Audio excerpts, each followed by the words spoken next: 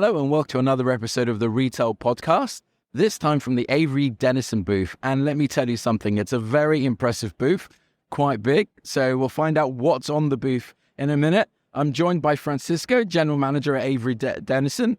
So tell me, Francisco, what is Avery Dennison for people who don't know? And I'm sure everyone does know, but what do you guys do and where do you focus?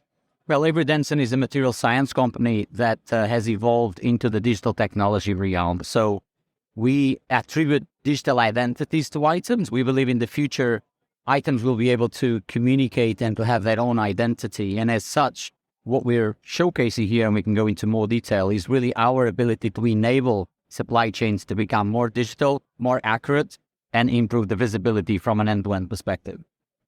So much to go, and it's an area that I absolutely love. AI. So you simplify lives for retailers in the first instance from what you're saying. Tell me a little bit more about your identity. Is it a platform in terms of, is it RFID? What's the breadth and scope of where you go? It's a great question. And the theme actually we're showcasing here is, we call it See Beyond, because we believe we're trying to support retailers to see beyond the physical and the digital, right? So we typically tend to separate things, and we believe the strength lies in the ability to connect those two things. So we develop, design, and also manufacture what we call the digital triggers, typically by means of radio frequency identification tags that you are able to attach to every single item.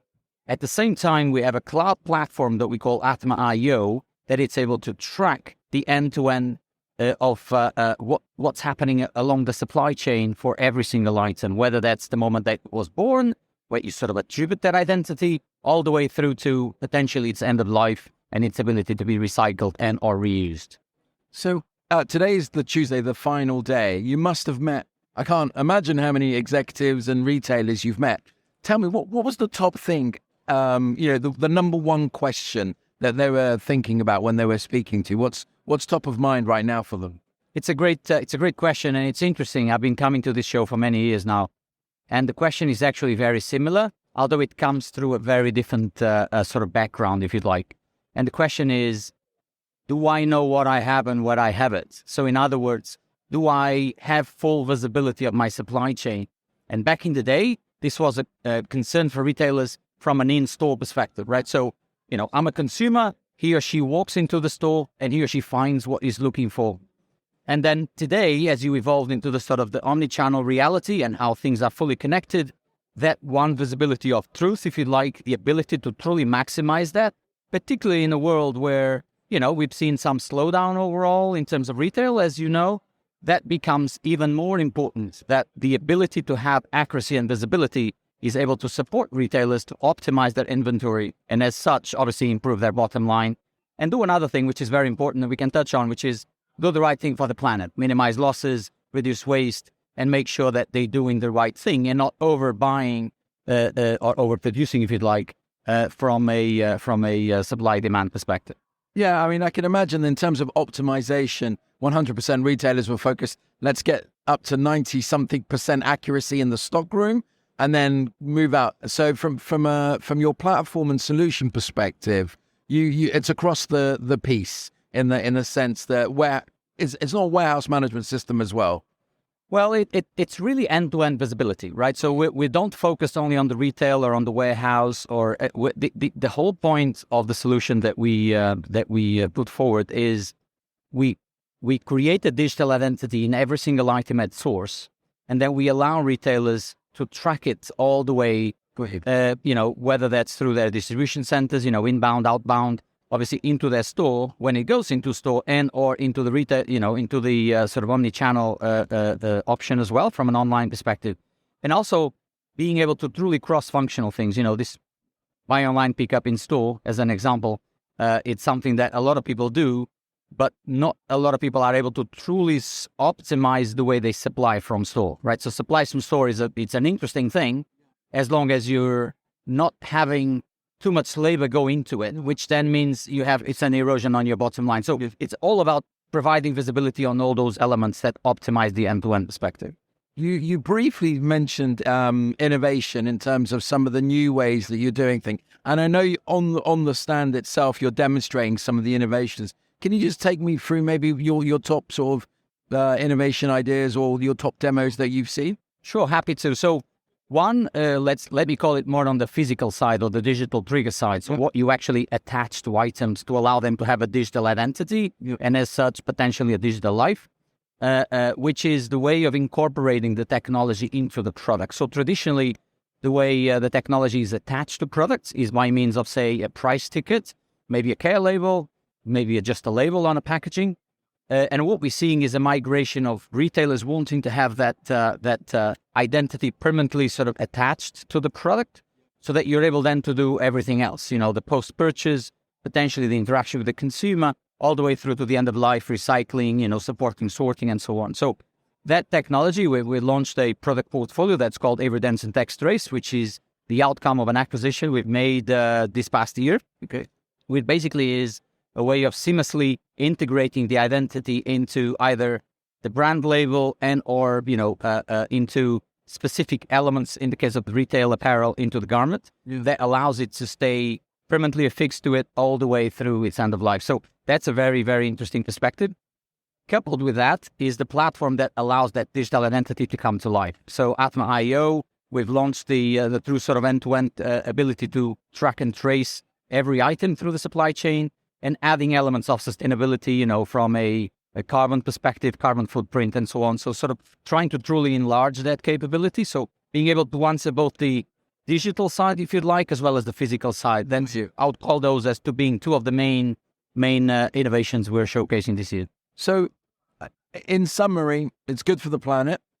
What you're doing minimizes waste and looks at everything else. It helps with accuracy, which helps on all the other aspects of it.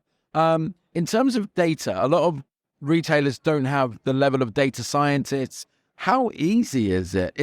Do I need to now go and recruit a data science team? What does that look like? Yeah, it's a great question. The reason why we created the platform is exactly to support that.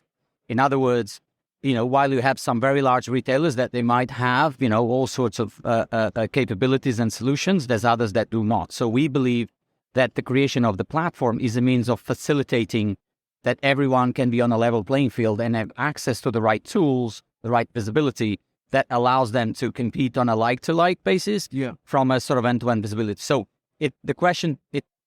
we're trying to make it as easy as possible, and we believe the launch of the Atma.io platform is a very important step in that direction. And so final question, in terms of types of retailers that you find naturally drift to a solution like yourselves, are we talking in terms of level of stores, number of SKUs? What sort of some of the details there? Great question. It cuts across. So we work probably with some of the world's largest, as well as we do with, smaller sort of specialized or boutique-like players as well. So it's more about what's the use case and how do we support them achieve that, as opposed to we only work with the large ones or the small ones, if you'd like. So there's a bit of a mix there. The key thing to me is what is it that we're trying to solve? The other thing we're doing here, just to the waste piece, is historically this technology has had a lot of sort of adoption and penetration in apparel.